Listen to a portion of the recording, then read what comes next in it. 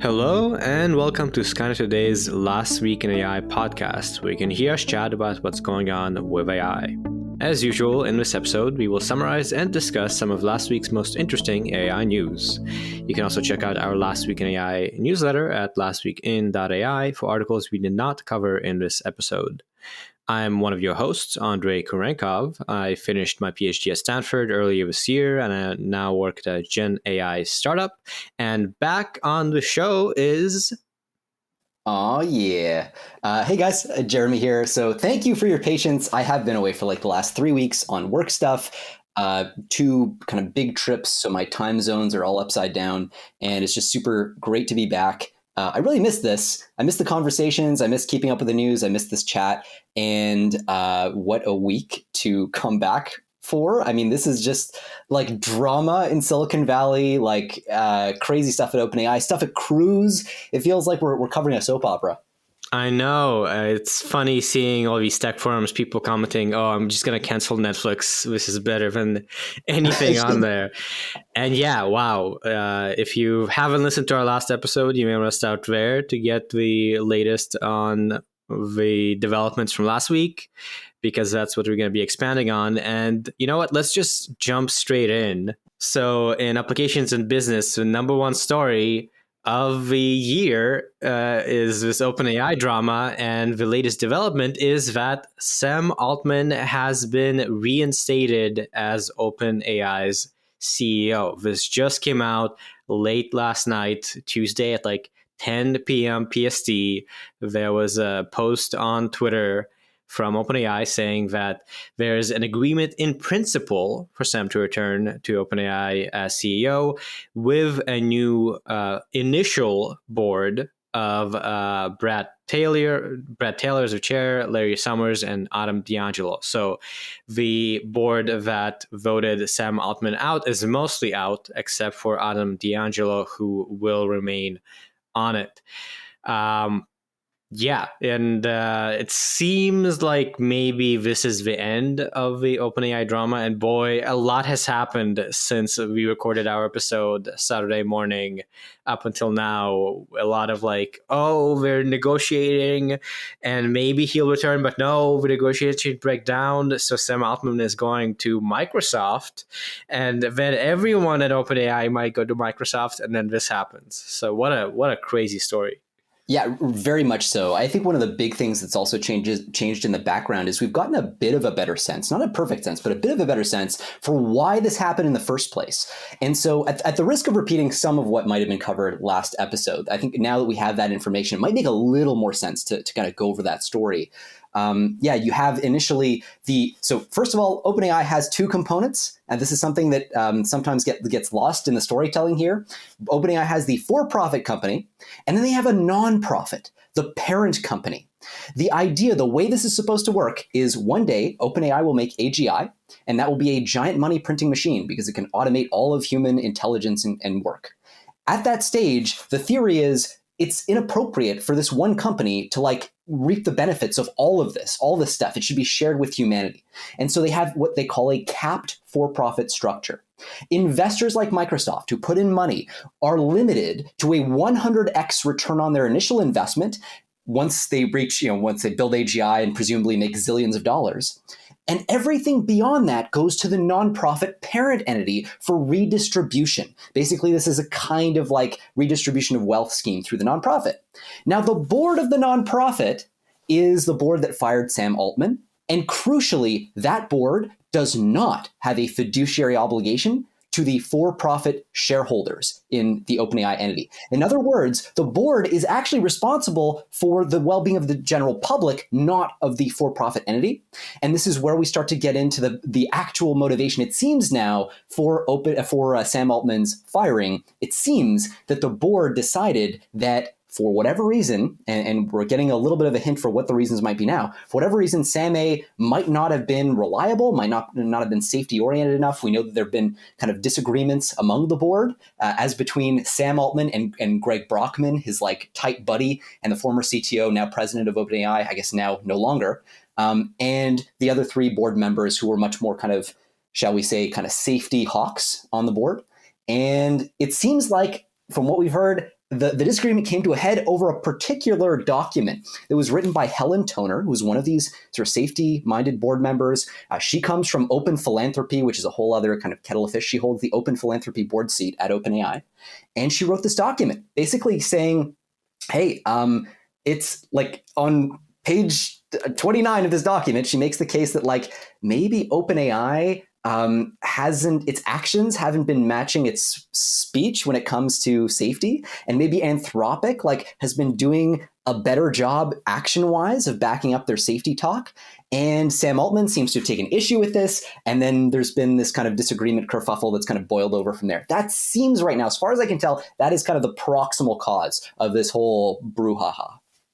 That's right. Yeah. So let's maybe cover the story step by step, just so if you are not aware of all the details, I think it's interesting to note. So as you said, there's this strange kind of nonprofit for-profit structure that was instituted, I think, in 2019. So Sam Altman came in as CEO in March of 2019, just as OpenAI was finishing up GPT-2.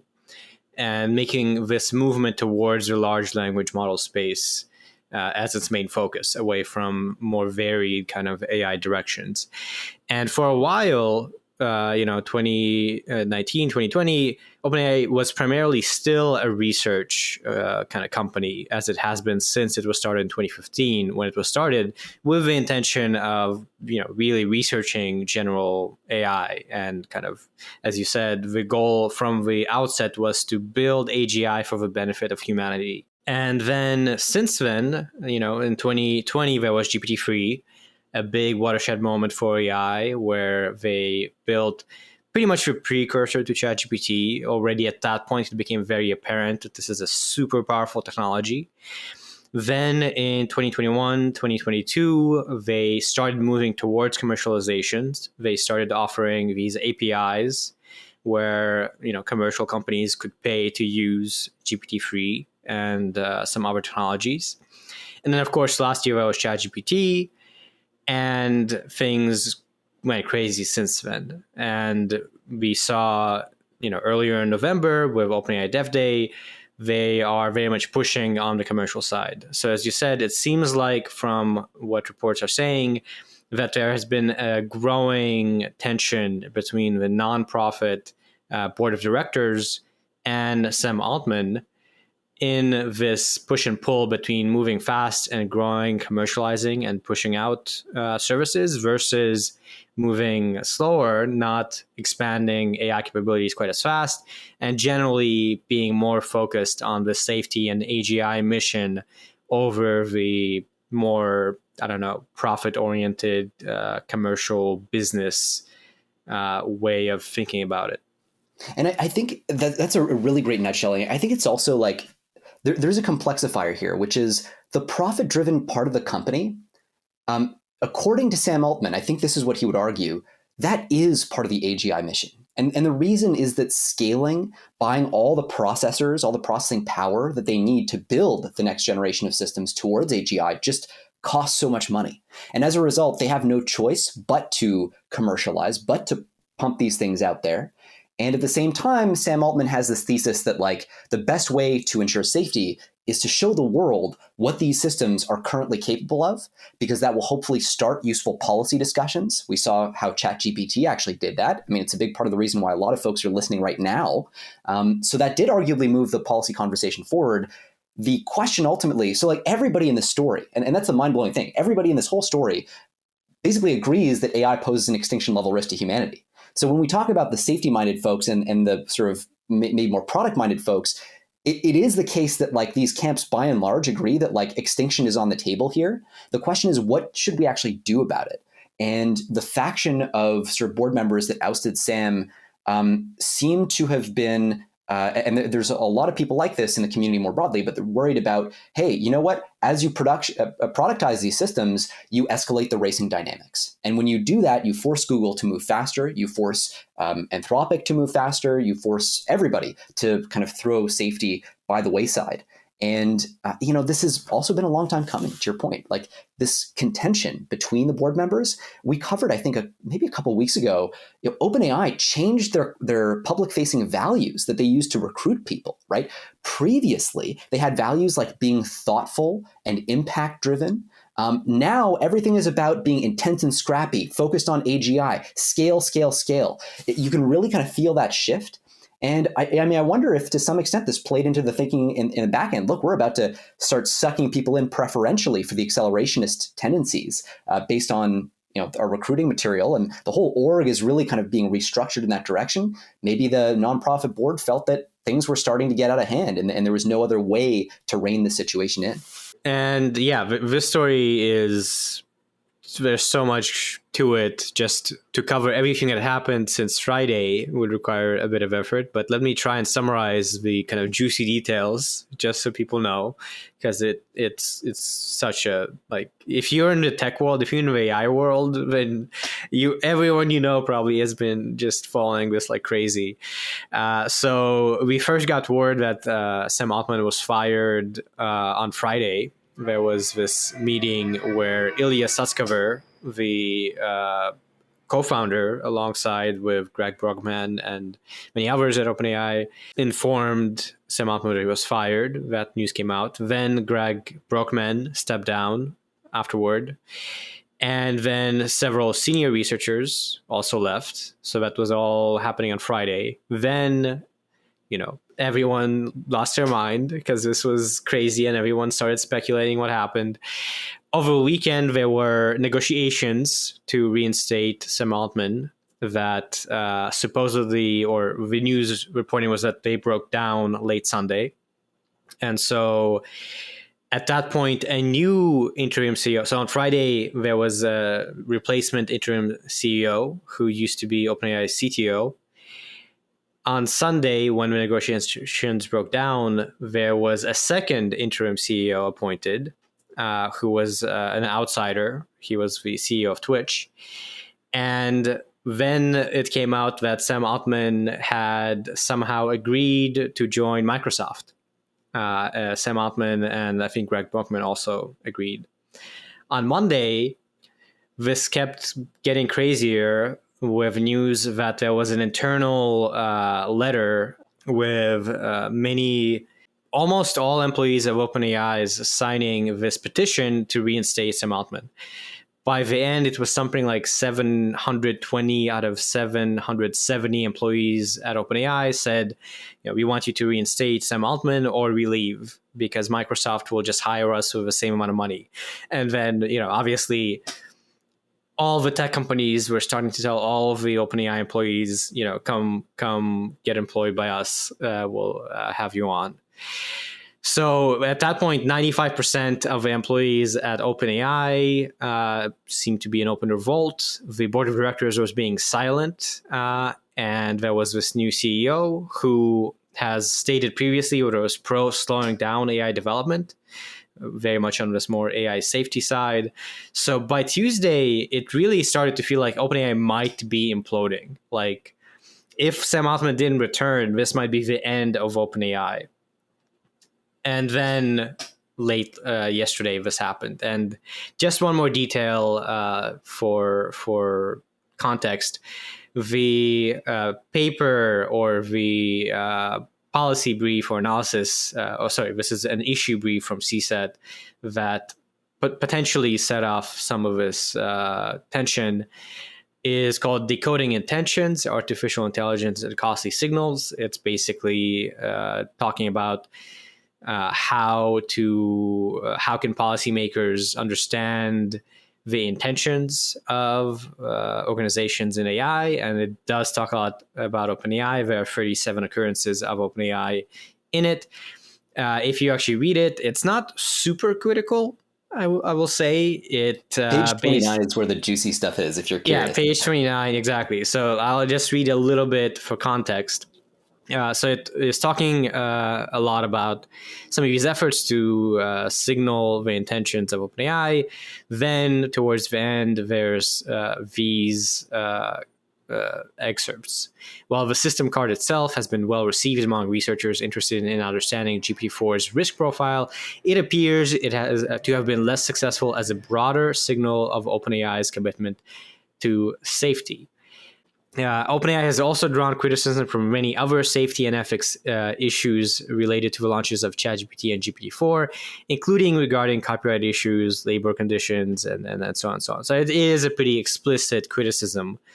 But at the end of the day, this is like an issue brief. You could easily argue that it's not as huge a deal as maybe Sam Altman seemed to make it out, where there was seemingly contention to make Helen Toner step down from the board over this. So some peculiarities to highlight here too. Some people have kind of criticized the board for not necessarily having executed on this move as smoothly or well as they may have. It's a little unclear whether that's actually the case right now, just because we lack so much data from the outside. But one of the criticisms is focused around this idea that the board came out and said, like, we've lost confidence in Sam Altman and his ability to run the company, and also calling out explicitly that he had not been, quotes, consistently candid in his communications with the board. This isn't the kind of thing that you would normally think a board would say unless they were willing to pretty immediately share the reasoning behind that accusation or that claim, at least. No, not least because it could be, professionally incredibly damaging to a CEO who you're gonna fire in this way.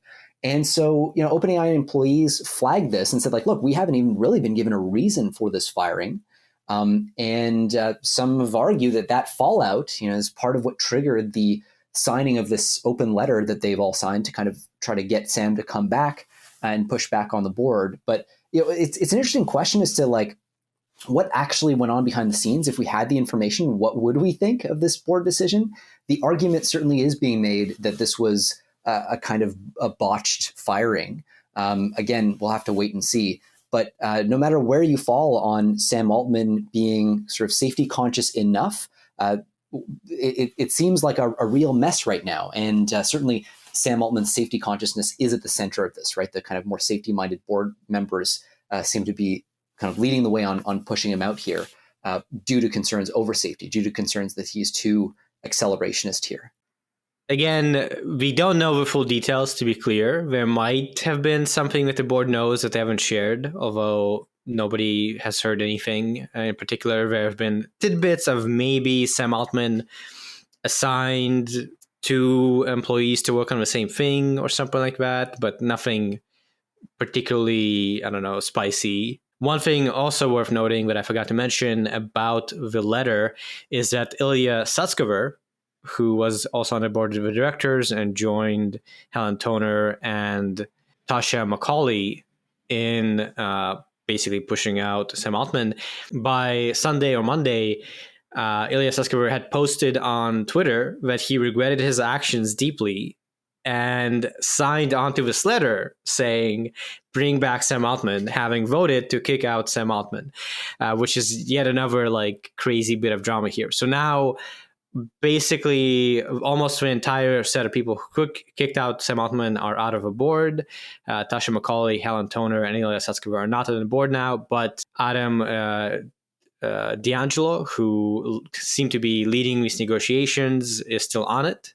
So that at least shows some, concession in terms of, if you're not going to have it be the Mr. Altman board. And also Greg Bookman and Altman are not on the board as part of this negotiated agreement. So I think maybe we should be careful about making kind of broad assertions about safety and OpenAI's direction after this, just because of how dramatic and kind of messy this all has been. In the letter, they state that the way this was handled was crazy, and it might be that had it been more of an explicit argument or discussion around safety and speed, this would have gone differently. But boy, what an event. And maybe this is it, but crazy story. This will be definitely covered in a book of some sort eventually.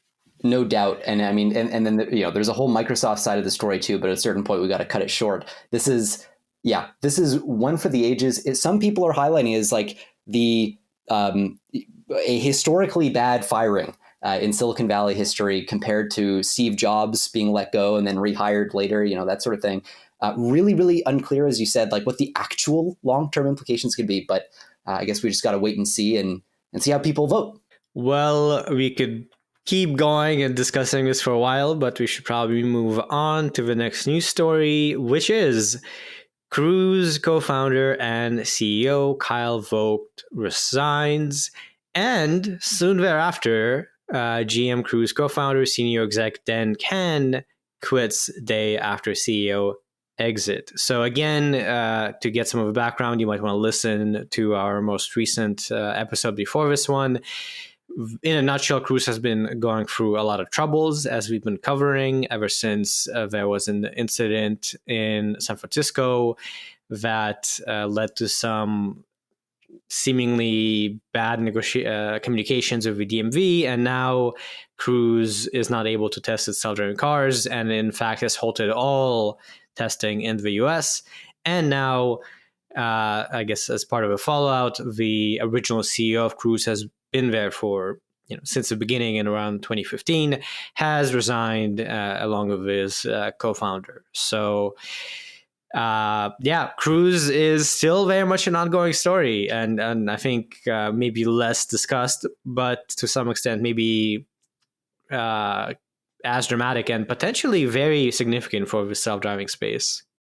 Yeah, and it's still no word on when exactly their CEO will be reinstated, but presumably that's going to come. I mean, it's also just highlights one of these. I think that the difference between Cruise and OpenAI, which is with OpenAI, you have a company that's developing stuff that's like less immediately clear how it hurts people in the short term. And with Cruise, it's like an accident leads to a death. And so you have this very decisive, kind of moment for criticism to come. So, I don't know how much of a factor that is here, but they're definitely qualitatively different businesses through that lens. And it seems like they now, the DMV has created a situation where they don't have commercial permits to operate in San Francisco anymore, and they're pausing their driverless fleets in other states. So a lot of friction being introduced for Cruise, bit of a shakeup. Apparently morale has been low too, not too surprising given this story. So we'll see where that goes. And it's also worth noting there was an article coming out of a Wall Street Journal titled GM's self-driving car unit skids, of course. Cruise is majority owned by GM. And this is a pretty good summary of some of the background leading up to now. So although the inciting incident of all of this was this crash that happened in San Francisco and the communications afterward, as highlighted in this article, it could be argued that Cruise has been moving too fast since last year when we started commercializing and putting out this service of like Uber, but with self-driving cars. Yeah, going back to last year, there were cases where there was actually an anonymous tip sent from the company by supposedly an employee who said that the tech wasn't ready. It was having some pretty bad issues with detecting things that it collided with. And this was sent to a California regulator in May of 2022. And it just to say here is my subjective opinion from experiencing this and speaking with others at the company is that employees generally do not believe we are ready to launch to the public, but there's fear of admitting this because of expectations from leadership and investors, according to the letter. So if you're curious, it seems like, again, there is some kind of lead up to this point, although in this case, it's much clearer what happened. And now onto our lightning round, and we start with leaked email shows Amazon is cutting, quote, several hundred jobs across Alexa business, including the newly launched Artificial General Intelligence team. So that's maybe a kind of an interesting note if you're tracking the frontier of the space and who has explicit AGI teams. Amazon had been one. What they're doing is basically rebalancing their corporate resources to focus more on generative AI. And this is actually a pretty kind of classical Amazon move. The focus culturally of the company is on creating value for like real use cases, tangible use cases today. They have sort of less of a moonshot vibe to them than, say, OpenAI, then Microsoft, then Google. Institutionally, this is kind of Andy Jassy and Jeff Bezos' influence being felt here, like really, really focus on those customer use cases. One of the things that may do is actually prevent them potentially from seeing around corners and betting big on things like AGI itself. They were sort of late to the party among the bigger labs or bigger superscalers with an explicit AGI effort. And now they're seeing those resources redistributed within the company to focus on more concrete things. They have seen a lot of cuts lately, 27,000 jobs since late last year. Anyway, so you can sort of see like the shifting of priorities and ultimately their kind of belief, institutional belief in concrete use cases dominating perhaps over speculative future moonshot projects. Next story in the lightning round: US chip ban fallout spreads as Alibaba scraps cloud spinoff. And that's a story. There was an intended cloud computing arm from Alibaba being a gigantic company in China that, I don't know, what is the most similar? Is it sort of like Amazon, we could say? Yeah, sort of like Amazon in China. And so it's been capped and potentially partially because Alibaba was not able to access the necessary chip to start up this cloud spinoff. Yeah, and this seems like a real boo-boo at Alibaba's end because essentially like they've just been pouring more and more money into this cloud division. They raised $3 billion as recently as September this year. So we're talking like 3 months ago. And apparently they were just completely blindsided by the strength of the export control restrictions that the US government put in place. China is struggling right now to set up their own domestic manufacturing for GPUs, advanced chips. They're making progress, but it's not where it needs to be, apparently, to support the scale of business that Alibaba is looking to set up here. So this does seem to be a bit of a failure to predict the future here, to anticipate the full kind of strength of these export controls. And yeah, Alibaba is now going to have to reset. They're no longer planning to separate out their cloud division, which they had been before, and kind of grow it independently. They're just going to kind of let it grow with the business. And so anyway, they're doing some damage control now and having to issue a first ever annual dividend of $2.5 billion just to sweeten the pot a little bit for shareholders. So yeah, interesting development and a good hint of like the overall effects of these export controls in China. Right. And for context, if you haven't been listening, this chip ban is affecting significantly GPUs, which are necessary for AI. So that has been a really, really significant deal for Chinese companies like Alibaba and Baidu. And in fact, our next story is Tencent stockpiled enough Nvidia AI GPUs to last them a couple more generations. Yeah, there's enough GPUs to train, their GPT-esque huge model. But yeah, just another sign of how significant this ban is and how significant the inability to get Nvidia GPUs is for these Chinese companies. And you might remember we actually called this one in a way on the podcast a few months ago. We talked about the incentive that Nvidia might have to preferentially ship GPUs to China before the export control window closes. And this is indeed what seems to have happened. Nvidia still has over 90% market share in China to this day, like right now with the export controls in effect. And one last thing to flag, like Nvidia is famous for coming up with really good sanction-proof chips that just sneak by the export controls that the US puts in. We saw this previously where they took their A100 chips and made the A800 chips that just snuck around. Same with the H800, which is their kind of export control busting H100 chip. Well, now it seems that the next generation they're looking at to get around the current and tighter export controls is the H20, which actually has apparently 20% higher peak tokens per second, at least for small batch sizes, than the H100. So there are narrow kind of cases in which it may actually outperform even the H100. So this was really surprising to find, that they're this kind of effective at sneaking their way around these export control restrictions.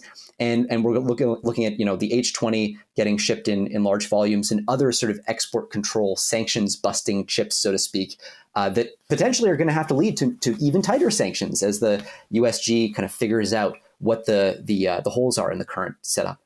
And still one more story about Nvidia. Nvidia teases its most powerful GPU ever. No, it's not the newly announced H200, but the 2024 bound B100 Blackwell AI powerhouse. That's a very detailed article title. But that's the story. This B100 Blackwell graphics processor is coming out next year and is crazy powerful. It's like twice as powerful as this H200 GPU. So I think, yeah, notable in the sense that we are still seeing this rapid improvement in computing, which might slow down as we kind of reach the peak of what GPUs can be pushed to do with current tech. Yeah, and I think one of the big things that's really underreported, especially these days on NVIDIA and in this context, NVIDIA has actually just moved from a 2-year battle rhythm to a 1-year battle rhythm. So it used to be that they would be 2 years between major GPU releases. But what they've found is that when they do that, other companies kind of gain a foothold in the market with like chips that can just be a little fresher. We saw this with AMD and a couple other companies that are experimenting at breaking in here. So this attempt to kind of tighten that feedback loop is really, really big. Yearly release cadence. That's also a reflection of the insane demand we're seeing from generative AI and large language models in particular. So the B100 coming out 2024, it seems, it is going to be, based on the specs that I've seen, this is going to be a very significant lift over and above the H100 and then the H200 that'll be coming out fairly soon. Keep an eye on the B100 and the lead up to it. There's so much to get into, and hopefully when we do a hardware episode, we'll get the chance to do just that. And still on the hardware front, one more story. US launches $3 billion effort to boost advanced chip packaging. The US Commerce Department is launching this effort, and it's meant to stimulate the domestic chip packaging industry, which is a key step in the general pipeline to making chips. Currently, this chip packaging process is dominated by Asian companies, and this is an R&D project that stems from the 2022 CHIPS and Science Act, which is aiming to revive semiconductor production in the US, where it is not a big sector. Yeah, this seems to be like the first really big, the first really big investment that's coming out of the U.S. CHIPS Act. This was the 2022 piece of legislation that came out to basically provide for massive funding for domestic development of semiconductor technology. It was like $54 billion or something. So they're putting $3 billion from that program to fund this packaging effort. Packaging, by the way, has actually become the key bottleneck, at least right now as we speak. Packaging, in particular, advanced packaging techniques like CoWoS, which only TSMC in Taiwan can actually do really well, seems to be the big kind of gap in the supply chain, the main bottleneck. So interesting to see that reflected in this latest move. We'll see if it ends up paying dividends for the U.S. Right. And I'm sure you know better, but do have to wonder if the US is feeling a little stressed out with this sort of dependency to some extent on this provider in Taiwan, given that China is, let's say, moving in a direction that seems to lead to wanting to pull Russia. Absolutely. Yes. Yeah, no, you're totally right. I think, for the folks who follow China and the China-Taiwan tension, it would be, a lot of people are understating the importance of TSMC. Not just, so packaging is actually, oddly, that's kind of a secondary value add that they offer. The main thing they do really well is the actual foundry, the development of the chips themselves, rather than the packaging of chips together to make like a GPU component. They do both right now. I mean, at CoWoS, at least, the packaging technique is them only. But yeah, an invasion of Taiwan, disruption of that, like we could see essentially all of a sudden we could revert back like almost an entire generation of chip making technology, which would advantage China, right? Because they're quickly coming up the rear.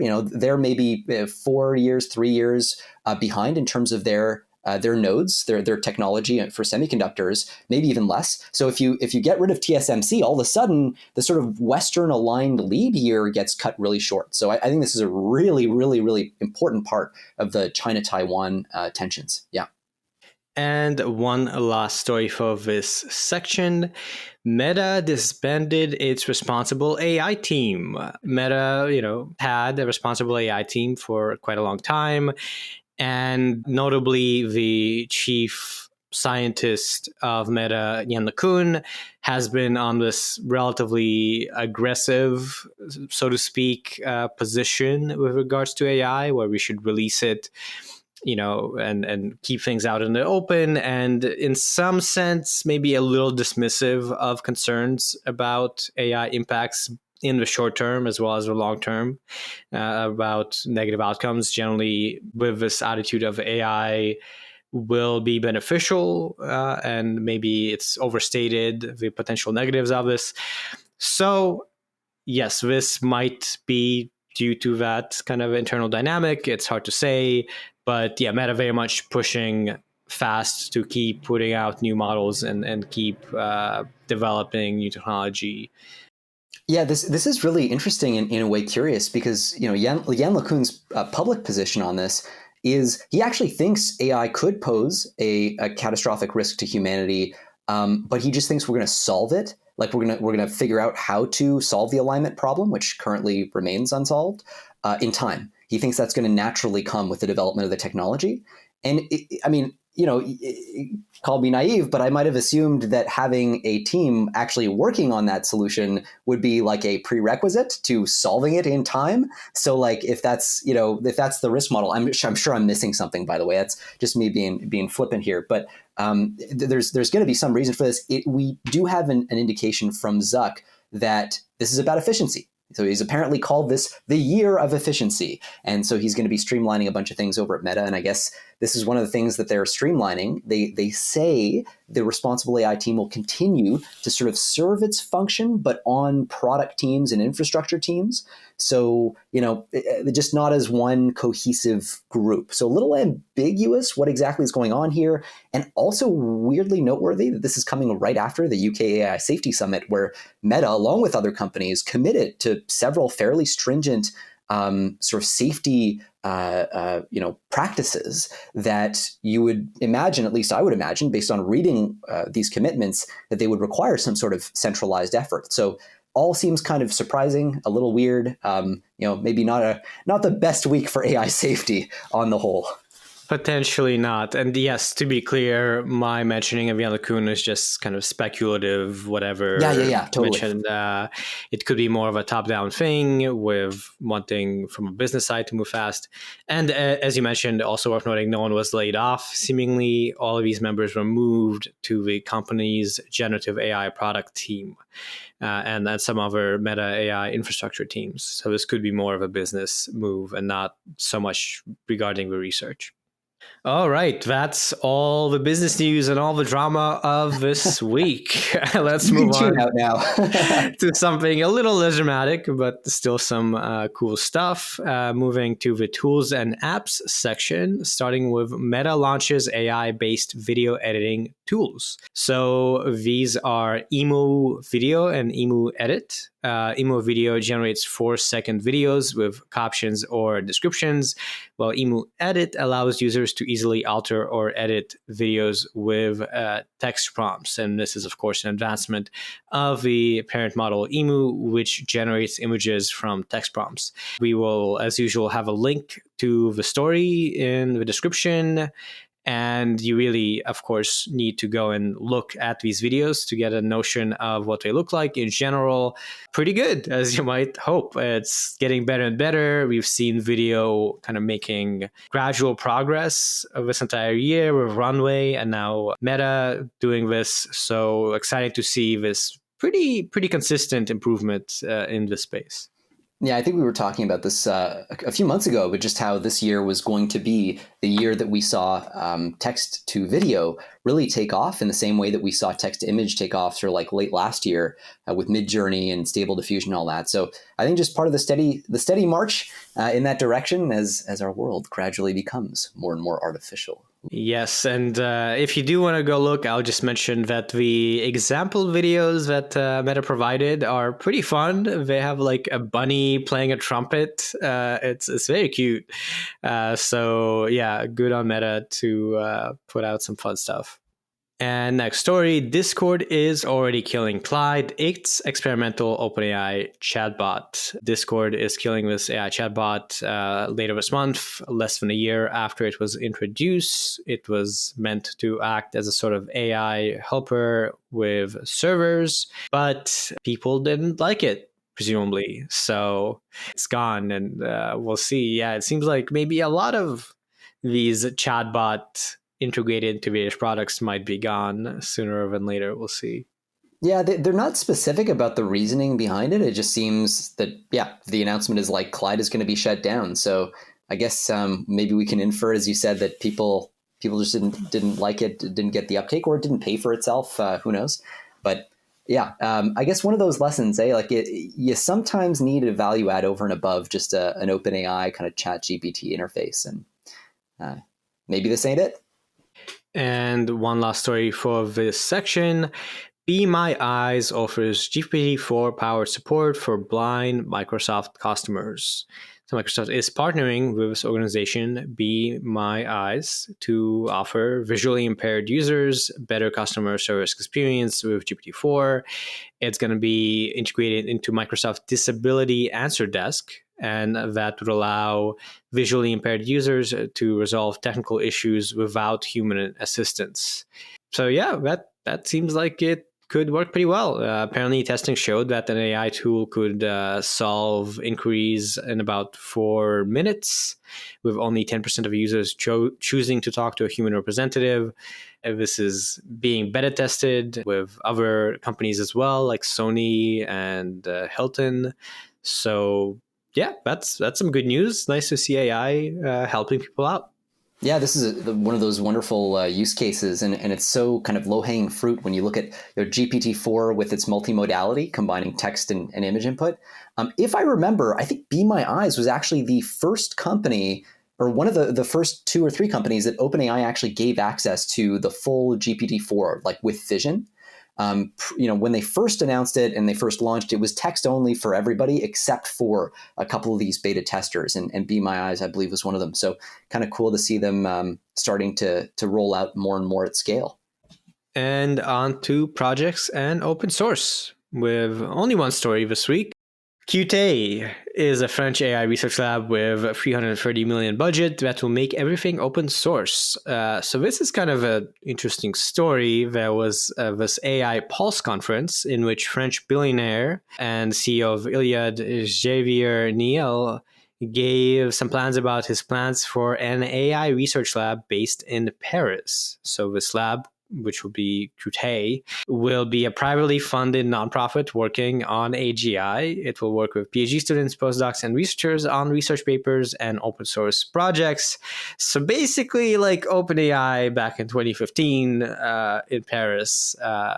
Interesting. And yes, so in addition to the financing from this billionaire, it also has funding from another French billionaire, Rudolf Sadeh, and Eric Schmidt's foundation. Yeah, this is sort of interesting, and I'm curious as to why specifically they're setting this up. The French open source ecosystem, by the way, is starting to really come to the fore. We had Mistral, this other French startup that seems to be influential in shaping the perspective of French President Emmanuel Macron on the EU AI legislation, pushing him to get them to not regulate foundation models and sort of more AGI-oriented models explicitly in favor of a more open source approach.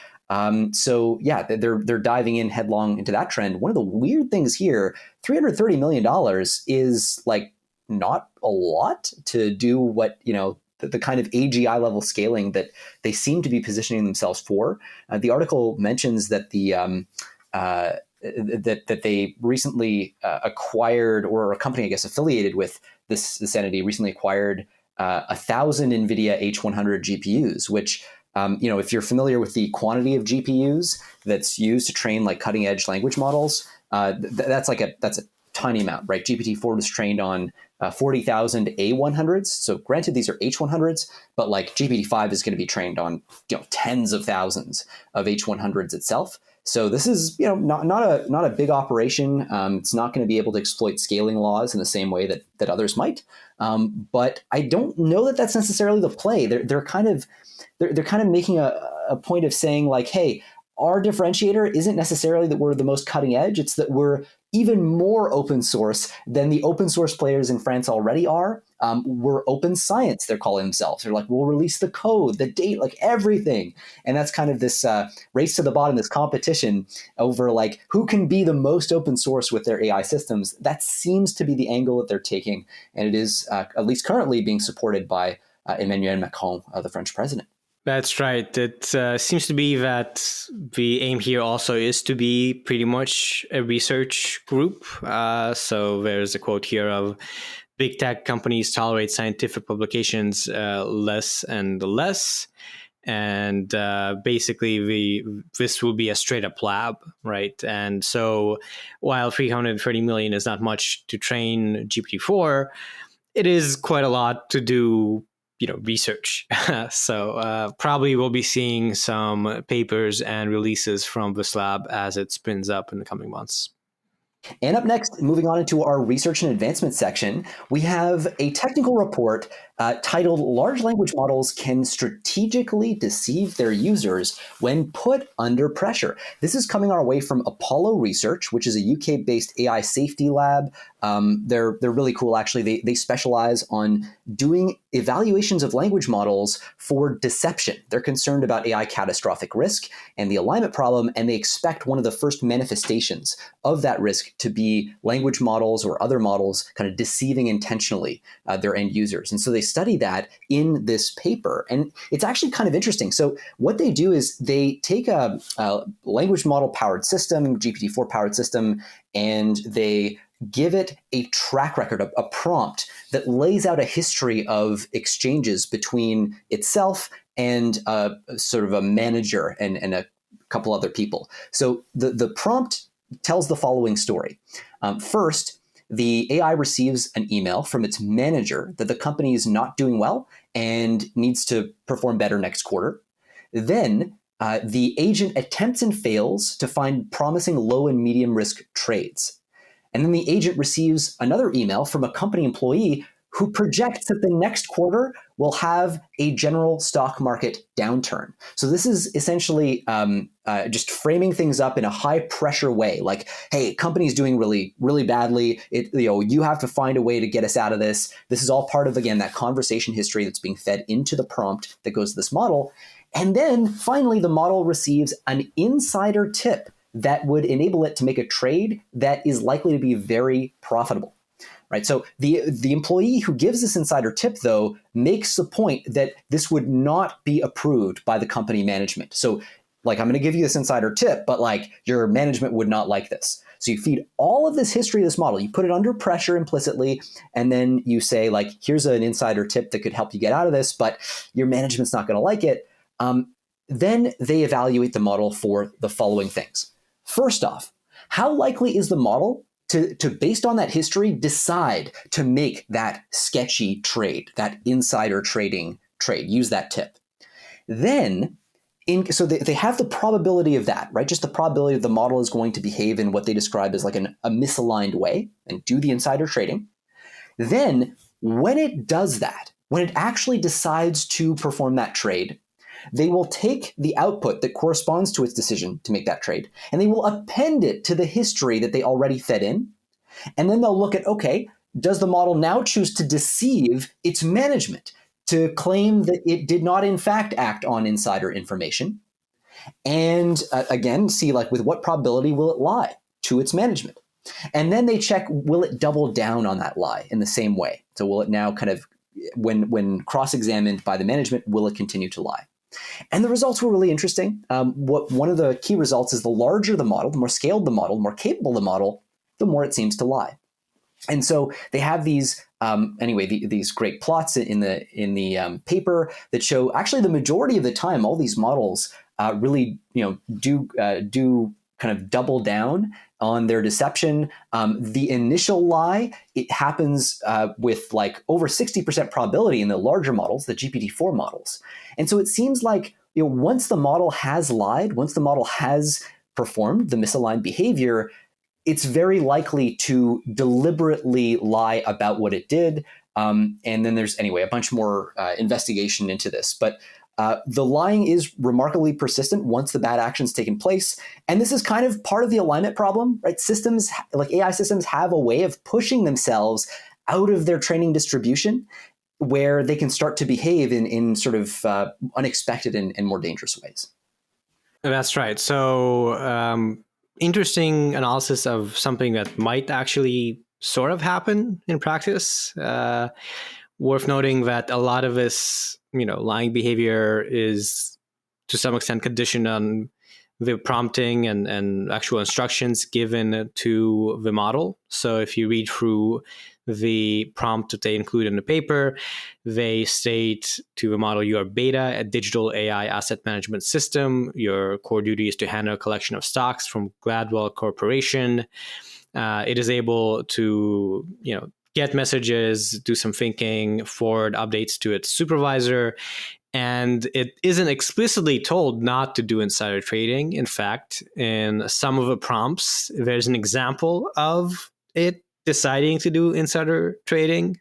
So a lot of this lying behavior is very much dependent on how you use the bot. And if it were instructed to not do it, it probably would not do it. But I guess the interesting bit is that if not explicitly warned against it, the alignment that GPT-4 has received doesn't preclude it from being deceptive, or at least not fully forthcoming when it matches its mission, which in a sense is like it's aligned with what you told it to do, but maybe it's doing something bad secretly as a byproduct. Yeah, and they actually have it generate kind of a track record of its thoughts on a scratch pad. So you can sort of see, I mean, these are not really its thoughts. Again, it's just a language model, but like, roughly speaking. And you can actually see it come to the realization that like, oh, I have to deceive my my managers, and I have to lie to them about the trade. They give a couple of examples of those sorts of thought processes.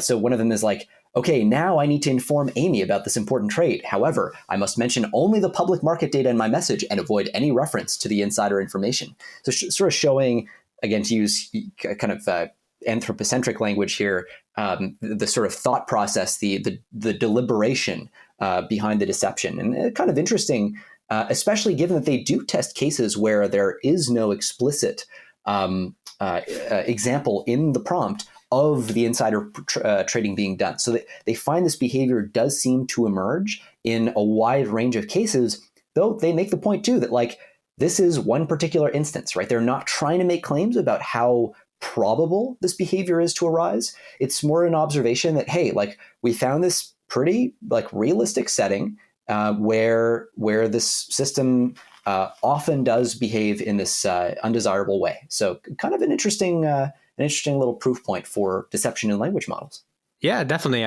It's conceivable that a chatbot or a trading bot would be implemented in a trading firm and would be instructed, analyze the news, right, and send your suggestions, analyze messages from various employees, and someone happens to send some inside info, and then the chatbot just decides not to mention it to the boss, because it hasn't been told to. So definitely interesting to see kind of what these systems are capable of, so to speak. And next research story, meet Jarvis 1, open world multitask agents with memory-augmented multimodal language models. So this is the latest in quite a long line of research on AI in Minecraft, as we've covered multiple times on this podcast already. Minecraft is kind of a nice environment to test AI's capability as being an agent. That is to say, an actual kind of being in an environment that receives observations from the world and decides on actions in a kind of closed loop. instead of being something like ChatGPT, where you have to give it an input and it produces an output, and that's it. And this is, the latest on that line of research, coming from a pretty big collaboration from Peking University, UCLA, Beijing University, and of Post and Telecommunications, and another Beijing Institute of General AGI, has introduced this agent that is using now the multimodal language model. So it takes in the actual visual observation of the environment as we would when playing Minecraft, and some instruction as to a goal. And then, generates plans for embodied control. I think one of the big breakthroughs here, or one of the big differentiators, is that they're jumping on a trend that increasingly has become more and more popular, of having an actual memory associated with the language model itself, right? So, this is often used for language models. Retrieval augmented language models often have like a database of facts that they can pull from, and it helps them reduce the tendency to hallucinate, because then they're actually like grounded with actual facts from a trusted data set. So memory is really effective for agents, because otherwise your language model kind of has to plan its next action based only on the text in its context window, because that's the maximum amount of text that it can account for, the maximum amount of information that it can factor in when making its next decision. But if it can offload some of that content, some of that RAM, in a way, that short-term memory, which is probably the right analogy, to a tool, to a data set, to a database, then all of a sudden its effective memory, its effective planning horizon grows significantly. And we've seen this with tool use, systems that develop like surprising emerging capabilities when you just hook them up to a tool. Well, this is sort of similar. They're adding memory augmented or memory augmentation to this architecture, and finding that it can do a lot more. The memory integrates pre-trained knowledge along with in-game experiences during planning. So specific kind of in-game experiences get logged so that they're not lost, so they're not forgotten, based on the context window. That's right. Yeah. So as an example, it might say my current task is build this chest, but I've never accomplished it before. What related tasks might be helpful for me to complete this task? And then it can query and see its memory of the task, the plan it generated back then, and also the visual observations that it had at that point. So again, building along this line of research already, it's kind of a somewhat complex, you could even say cognitive system or infrastructure, where they have these systems of given a task, this memory augmented language model generates a plan, the plan makes use of this memory and these things like self-instruct and self-explain, and so on. And as you might expect, this leads to very robust performance in Minecraft, and something like this probably will wind up being in robotics down the line, as we've seen also similar agentified LLMs have been explored in robotics for the better part of a year. And this is kind of along with the same lines as well.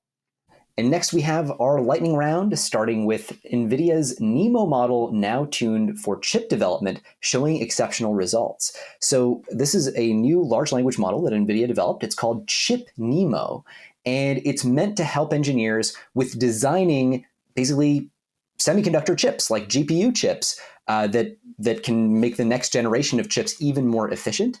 So they basically start with a large language model that is pre-trained in the usual way. You can think here of foundation models like Llama 2, for instance.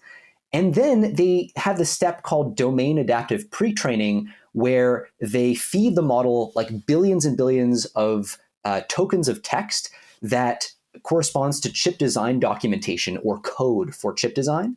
And so that's like a much shorter, much cheaper phase of the training, but you can think of it as like a kind of fine tuning that, it's not quite fine. They're still calling it pre-training, but it's a kind of fine tuning that gradually kind of makes it more expert at the sort of like chip chip-oriented context. And then, so they end up with their what they call their chip NeMo foundation models when they're sort of fine-tuned or pre-trained in this way. But those models are not yet useful for engineers to chat with because they're still glorified text autocomplete systems. They're still trained just like a language model to do auto-regressive modeling, basically like predict the next token. And so they give it some extra training on chat instructions. So basically some dialogue data to make them more like ChatGPT. And then they end up with the chip NeMo chat models, which are both experts in chip design and also experts in chatting. So they can chat with developers to help improve their productivity. The models apparently go up to 34 billion parameters. So we're talking about really kind of sizable things here. And yeah, they've had some initial success using these systems. This closes a very important loop in the development process behind AGI. Behind AI. We have AI helping to design the chips that are used to train more powerful AI models. So if you're thinking about AGI, if you're thinking about like takeoff, this is another indication that, yes, we are in fact potentially in that phase of human history. Kind of wild. Yeah, it is wild. That's for sure. Next story is UFOGen. You forward once large-scale text-to-image generation via diffusion GANs. Image generation from text these days is usually done via diffusion, which is this kind of iterative process of making an image more and more like whatever text you want it to be. And it works really well, but an issue with it is that because it is iterative, it can be slow. To get a really good result, you need to sometimes do many steps, or at least a few computational steps. This paper shows how you can do better. You can actually get really good results with only one step of this diffusion by introducing a GAN objective during training. So GAN is, what is it? Generative adversarial network, right? That's it, yeah. Yeah. It's like pre-diffusion, the way we did generative AI was for a while GANs, where we have one model generate something just directly in one step, another model tell it whether it's what you want it to be, a discriminator.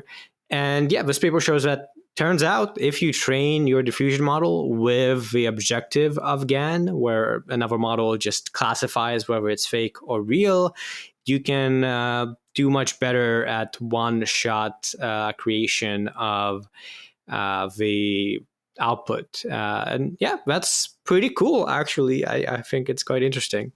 Yeah, I wonder what it'll do to the actual costs of inference. Like, this might actually just like, I don't know that this stuff is already so cheap, but it might make things materially cheaper to train and easier to customize. Therefore, so I don't know. I mean, we're continuing to march in this direction anyway, but kind of a cool step towards more democratized image generation for individual users. And up next, we have policy and safety. And this is going to be a big one. So we have President Biden issues executive order on safe, secure, and trustworthy artificial intelligence. This is something that, we covered the lead up to this on the podcast. This may have been covered even on the catch-up episode too, actually. But just to kind of frame this up, this is very kind of near and dear to the work I've been doing, especially in the US. We had the backdrop to this is Kamala Harris at the UK AI Safety Summit came out and basically called out what she referred to as the existential threats of AI. Here she was referring to AI-enabled cyber attacks at a scale beyond anything we've seen before, and AI-formulated bioweapons that could endanger the lives of millions, as she put it. This basically puts the US government's official position on paper as being that AI poses an extinction-level risk to humanity, which, kind of dramatic step forward here. This executive order may be, it's certainly the longest executive order I have ever read. It's over 110 pages. There is something for everyone in this EO, in this executive order. One of the common themes in AI is you have people who think we should be focusing on what they refer to as near-term risks that are present, and these are things like bias and ethics, very serious considerations, and who therefore think, we ought not consider what they refer to as the longer term risks from AI, the sort of rogue AI scenario or catastrophic risk from weaponization, that sort of thing. given that we have lab leadership telling us we think this might arise in the next 2 or 3 years. Not so clear that that's actually long term. But anyway, there is something for everybody in this bill. They tackle everything from like, we got to have the Secretary of Commerce look into the risks and benefits of open source, to looking at immigration, finding ways to identify and attract top talent, setting up. So the National Science Foundation is going to set up at least 4 new national AI research institutes, presumably to do some AI safety related work.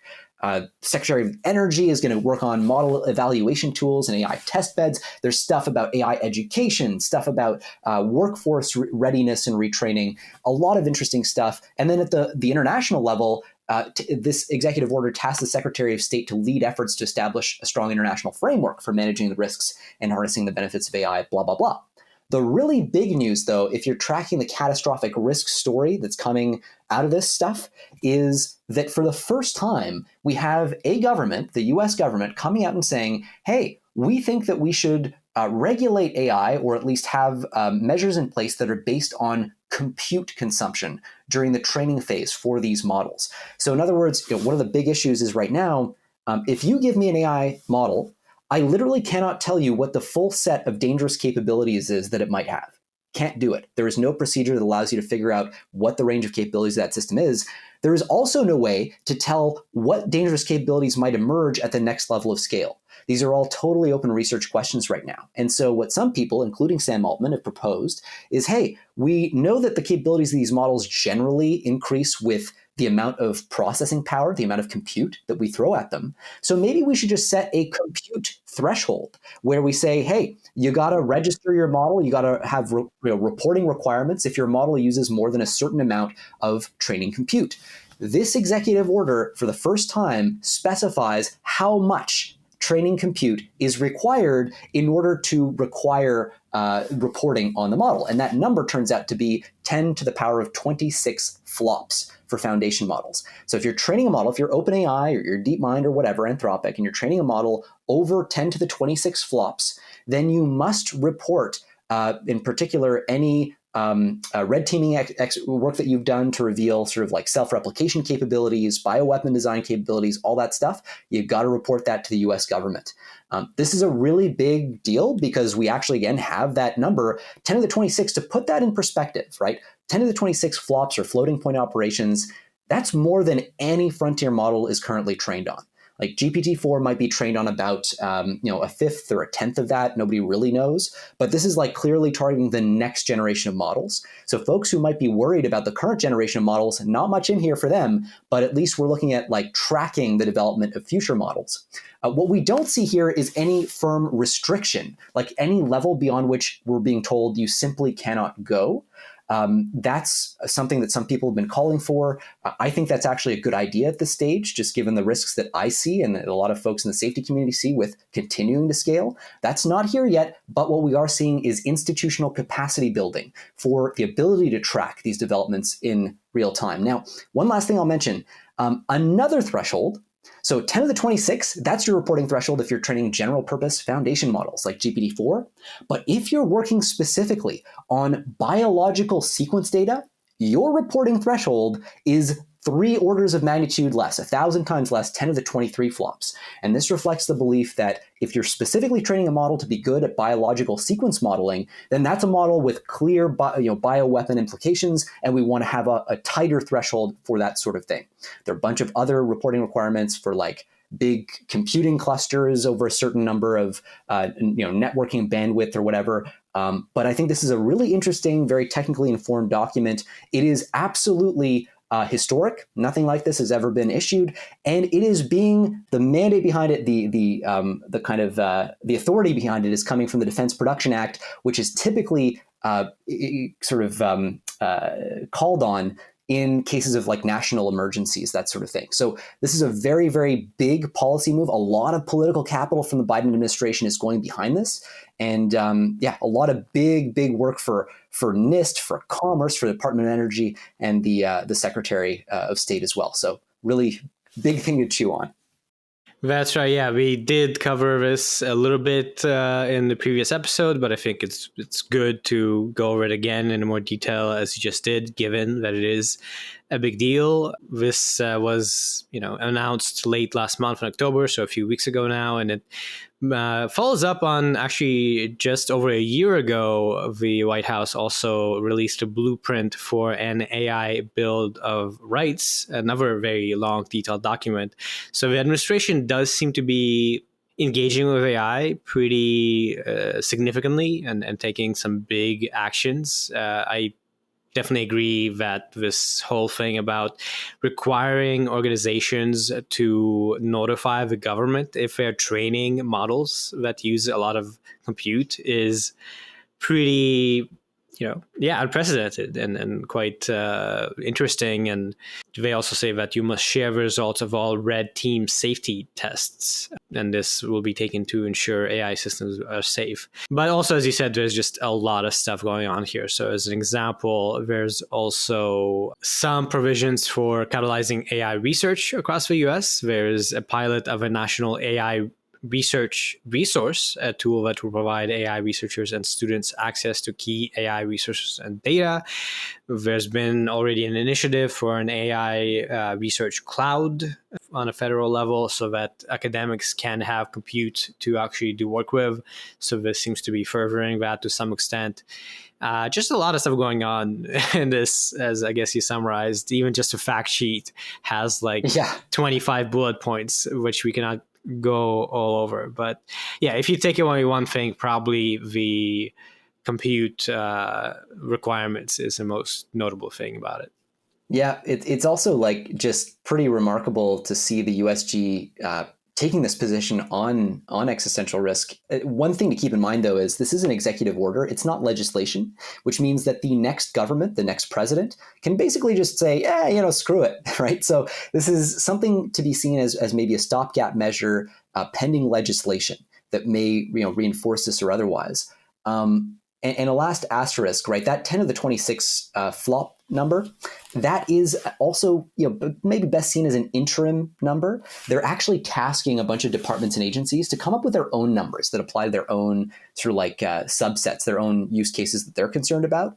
So we may see more movement in that direction.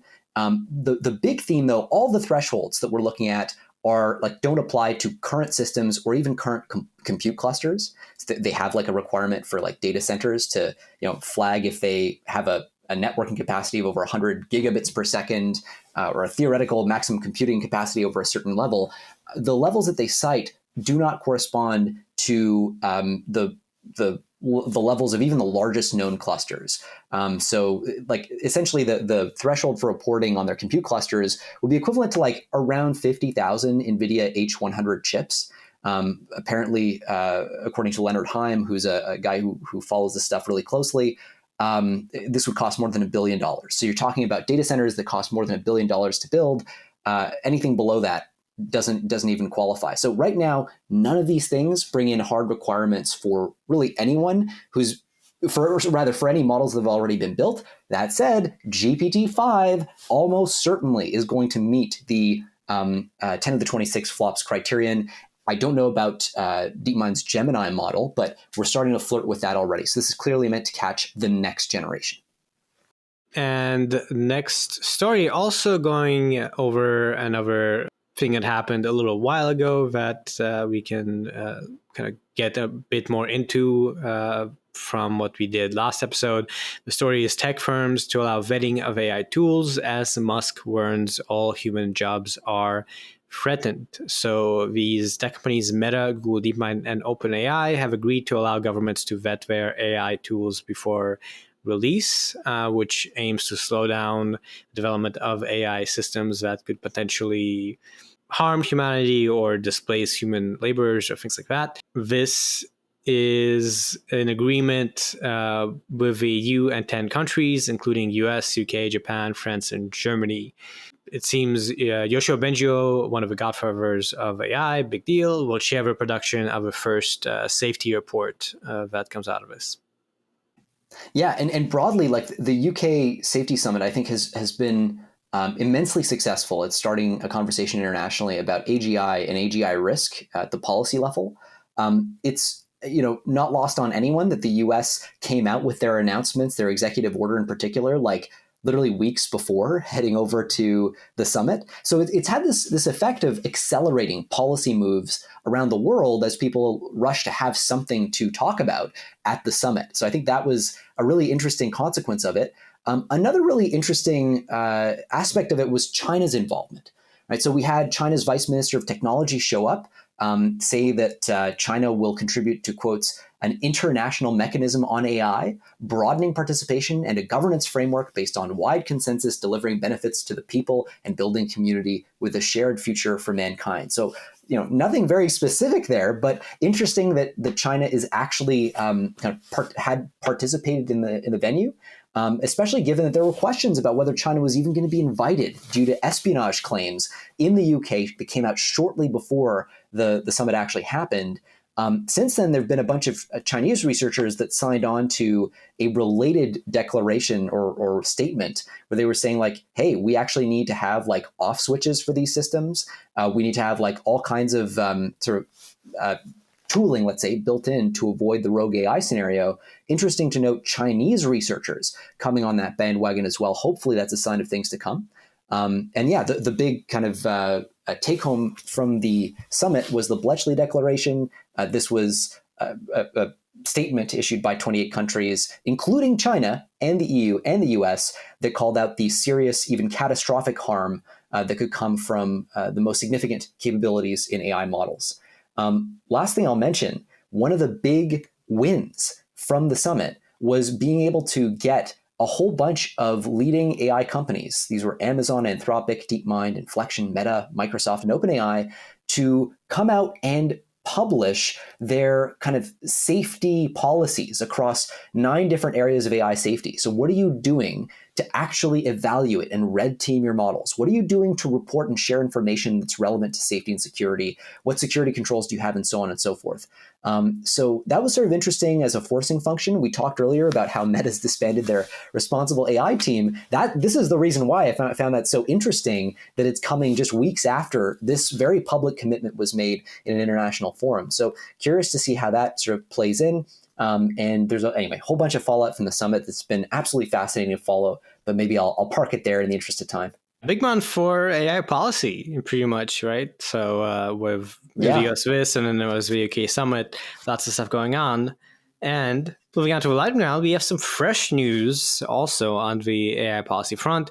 France, Germany, and Italy joined forces to propose unified AI regulation in the EU. And so they advocate for mandatory self-regulation rather than binding rules for foundation models. This code of conduct will be binding for AI providers who voluntarily sign up with no initial sanction. There's concern that binding rules for major AI providers could reduce trust in smaller European companies, and so on. So this seems to be maybe kind of a move against the EU AI Act, Jeremy? And from a safety standpoint, I'm not sure this is actually a super sensible way to go, or the most sensible way to go. At a certain point, foundation models are so general purpose that the model itself becomes the issue. So like the way this is normally framed up is that you should regulate the application and not the technology, like not the model itself. But like the challenge here is that the models have such a wide range of potential applications that it's just not clear to me like how you would actually in practice regulate all of those applications. The model is the thing that gets trained. It's the thing over which the developers have control, and it's the main proliferation bottleneck, right, in the whole AI production chain. And it's really not obvious that we can expect either the developer or the end user to exercise the degree of control over the actual prompt they're going to feed the model that would satisfy almost like any regulatory requirement. Like if somebody wants to jailbreak a model, they will be able to do it. If somebody wants to fine tune it to train out its safeties, like we already know you can do this for like $0.1 or 0.2 dollars. So it's so trivially easy for a model to be weaponized once it has been developed that it really seems like the regulatory controls, the regulatory attention ought to be dedicated to the base model. At least like that's my take on it. Every time I talk to people in the frontier labs, like that is quite clearly their take on it too. And I'm not talking about just executives here, like the working level safety people as well. It just seems like from a technical standpoint, the model is like the only logical locus of control over the supply chain. So when you fall into like regulating at the application domain, you're going to need regulations for a million different applications, and you're inevitably going to miss some. There are going to be huge holes in your approach. At least that's what I would imagine the risk here would be. And you're also potentially at risk of failing to anticipate more general purpose risks from loss of control, alignment failure from the base model itself. So this is one of the really big holes that's left. This, like, if you're going to say we're going to regulate only at the application layer, this is equivalent to saying I just am totally not worried about AI alignment risk, or at least I'm not going to advocate for any kind of regulatory intervention that would target that particular risk class. Which, if that's the institutional view, like that's fine. I strongly disagree with that perspective, obviously, but it seems to me that isn't even being grappled with in an explicit way, and it really needs to be like that debate ought to be had out loud if that is what is actually motivating this move. So I think there are potentially quite a few holes here in both the near term and the long term, and yeah, we'll see. Hopefully, they can find a way to make this all kind of make sense. But good luck to our friends in the EU as they try to piece all this stuff together and solve what is a really thorny and challenging regulatory problem. Right. Yeah, I think this is clearly, as you said, pushed in some sense from the policy perspective of France and Germany, Italy, to be competitive economically, right? To not impose kind of things that slow down their industry in the interest of being powerful. And it's kind of a big deal, it seems. It's there's not too many details here, but it appears that negotiation over the EU AI Act are stalled because of this, because of a disagreement over what to do with these giant models. And, as we've covered, the EU AI Act has been ongoing. The process to get it enacted has been ongoing for years. It is a very significant piece of policy. If it were to be pushed out, it would regulate AI across the EU. So this is kind of a big sticking point that is maybe gonna impede it being passed, and we'll have to see how it goes. Next story. The UK will refrain from regulating AI in the short term. So the UK is not part of the EU for a while now, right? And so it has been charting its own course with regards to AI regulation. And now there's been an announcement that it will just not regulate AI in the short term. The government will instead focus on creating a supportive environment for AI companies and promoting ethical AI practices. This is coming from the conservative government, so pretty anti-regulation, and has been very much pushing for the development of the AI sector in the UK, where DeepMind is based, and it seems, there's kind of a probably friendlier environment than the EU. Yeah, it's interesting because Rishi Sunak, the UK PM who actually set up the AI Safety Summit, is actually very hawkish. He's very kind of concerned, let's say, about AI risk and catastrophic AI risk in particular. And he's really made it his big legacy play, his play for his legacy. And so him coming out and saying this, just to be clear, this reflects a view not that regulation is not necessary, but that it will be needed, as he expects it'll be needed in the future. It's just that he feels right now we don't know enough to regulate well. This is an important kind of source of tension in this universe, right? Where people say like, well, don't we have to be anticipatory? Like things are moving so fast. Being behind the eight ball may mean that we're never able to get in front of it again. And so, so this is sort of his position for the moment. He wants to rely instead on voluntary mechanisms. This is consistent with a lot of the commitments that the UK has gotten from these companies that we were just talking about earlier in the context of the summit. So getting them to voluntarily perform a whole bunch of safety and security checks on their models, model evaluations, and so on and so forth.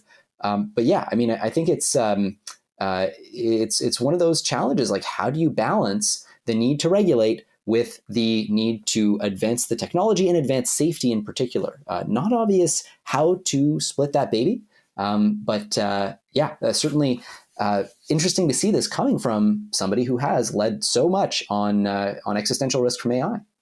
And moving on to some slightly more legal matters, we have a story we did mention briefly last episode, but we want to probably dive into a bit more.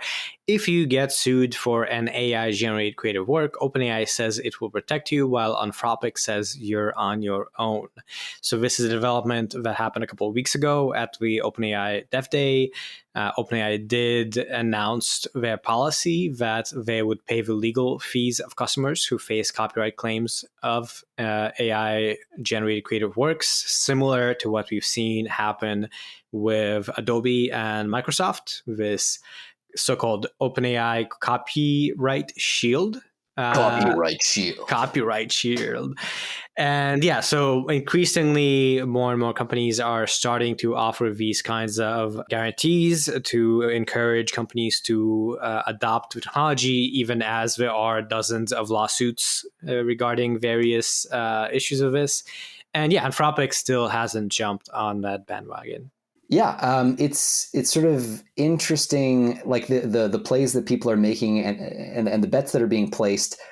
This is in the context of OpenAI currently being sued by a whole bunch of bestseller authors in the New York Times bestseller list. And I think one important thing that at least I have not done a good job of flagging when we've talked about this idea of like these companies defending their users who get sued for copyright or whatever, is just this idea that like, this is often the way they defend their customers or offer to defend them is through indemnity. So basically, like, we will help defend you in court. This is helpful, but you probably still don't want to get sued in the first place, though. The moment you get sued, you're in it for tens or hundreds of thousands or potentially millions, if you're a big company, worth of legal fees, like right off the bat, right? So this is good. It's not a cure-all, but it's helpful for their end users. Anthropic seems to be positioning itself to say that, like, as far as we're concerned, training the model is what's known as fair use. In other words, it's like it's okay to do this even if you train on copyrighted material, because as they put it, the content is only being copied for statistical analysis and not for its expressive content. This is interesting language. It's the first time, at least, I've seen this used in the context of AI.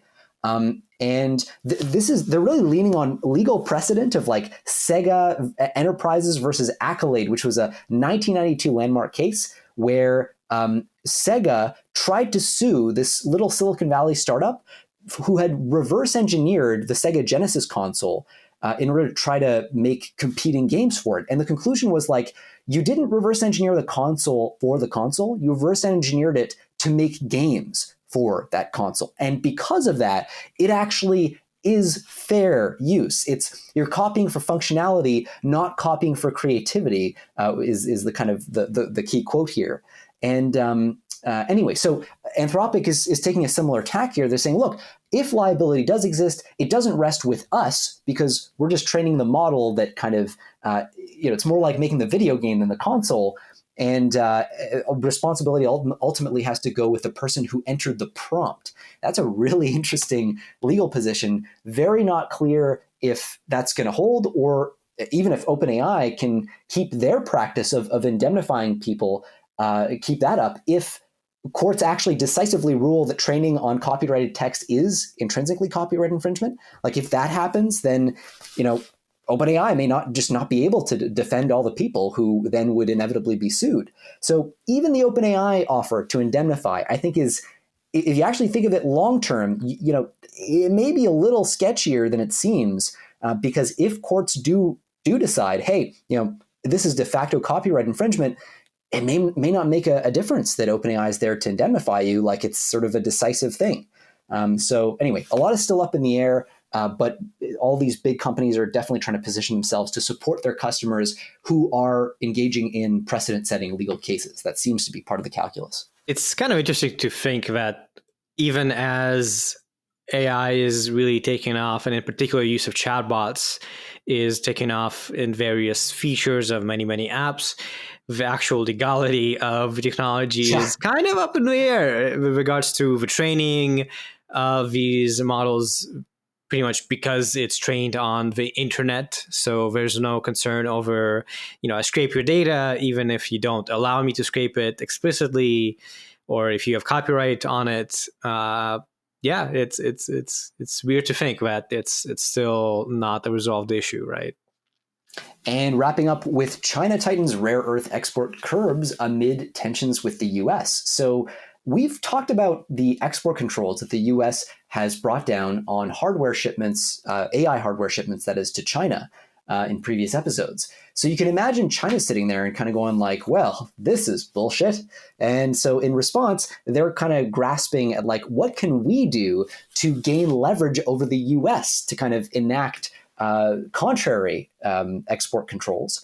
It turns out that China accounts for about 70% of the world's output of rare earths. So what are rare earths? These are specific. These are like, I guess, I don't know if the word would be ores or like, something like ores that have sort of elements in them that are necessary for the manufacture of things like semiconductor chips and electric vehicles and various weapons and things like that.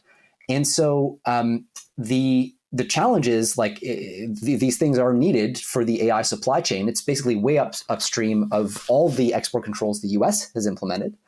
And so they're actually doing this. They're threatening to slash rare earth exports, in particular for things like gallium, which is actually something that's often used to like dope semiconductors for AI chips. But at the end of the day, this is China basically finding their lever in that supply chain. It's thought that this might be a negotiating tactic that in anticipation of the Biden-Xi summit that just happened. And so China may then turn to the US and say, well, look, if you loosen your export controls, we'll loosen ours, that sort of thing. It's not clear like how well that will work. The US does actually have good mines for some critical minerals, and it's actually become the world's second largest producer of rare earths after China, as a deliberate kind of anticipatory measure for this kind of contingency. But the US lacks smelting capacity, so it can't actually start to process these materials. And so it actually, even when it mines things domestically, it has to ship them over to China to get them smelted before and processed before re-importing them. So that is kind of it seems the leverage point in the supply chain that China is exporting. So kind of interesting to see, how and where that goes forward. But it's China really trying to figure out how do we get back in the game and hit back at the US for these export controls. It's, I think, notable, right? It doesn't directly impact AI, but the more we see this conflict escalate in terms of the export controls, a lot of it has to do with AI and wanting to be ahead on AI. So as China hits back, AI, if the US keeps increasing and being more aggressive, it's a big deal. Yeah. And one more story in the synthetic media and art section, and then we're done. The story is kind of just a fun one.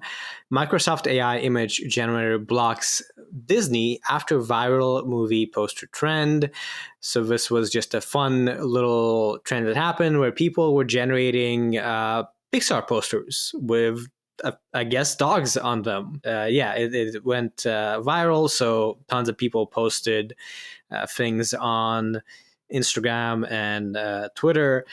And I guess Disney didn't like having all these Pixar posters being generated by AI, and Microsoft just straight up banned the use of a keyword.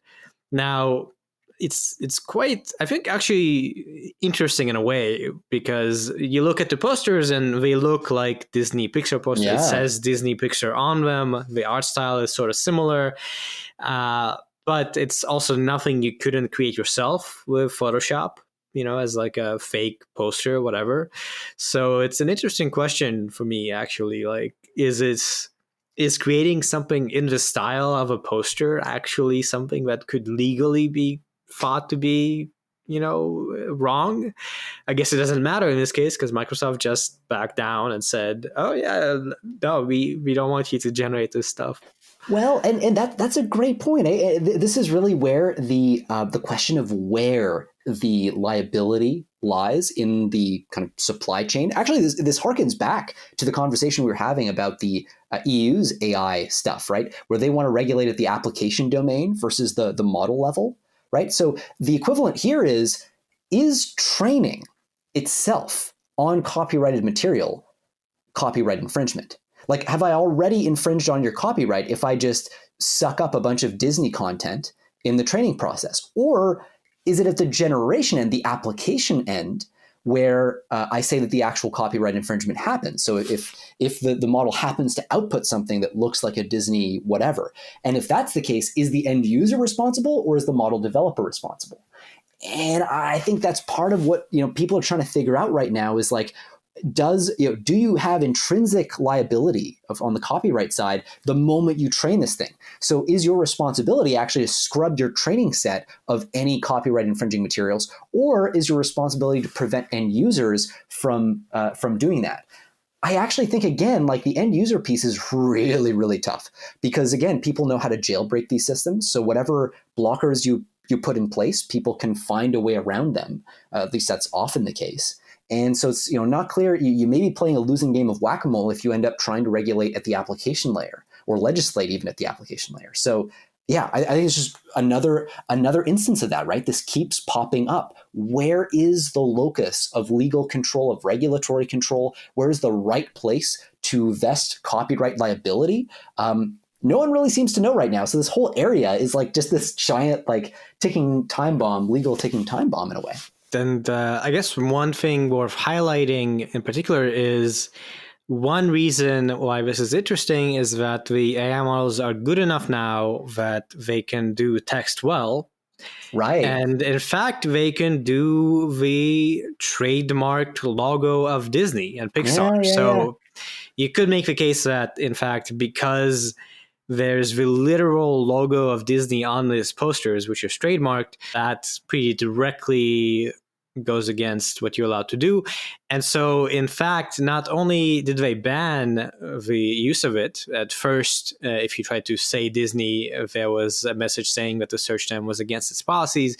Now, the Disney text and logo apparently appears scrambled in the output. So the model itself is altered to not produce the trademark text. And it's just, kind of, again, it goes back to, you trained on all this trademark data and now you have to like hack it to remove it. So interesting little story. And yeah.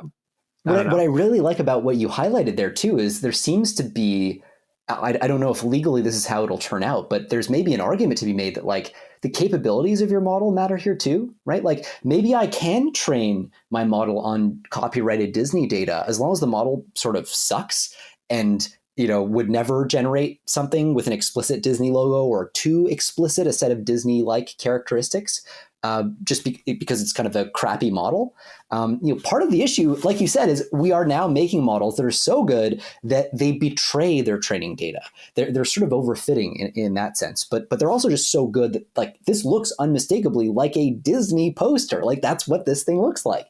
And so in a way, we were saved by previous generations of models because they just sucked. And now we have models that are good enough that they're forcing the conversation. And with that, we are done with this week's episode of Last Week in AI, and we are so glad to be back with the old crew. We should be back to releasing episodes consistently every week going forward, at least for the foreseeable future. Who knows what happens, in another year, we'll have AGI. probably not gonna have anything as interesting next week as this OpenAI stuff, but we do hope you come back and keep listening. And as always, if you are a fan of the podcast, we do appreciate it if you give us a review or share it with your friends, or just generally, help us become more famous, and we love it. Anyway, thank you for listening, and be sure to keep tuning in.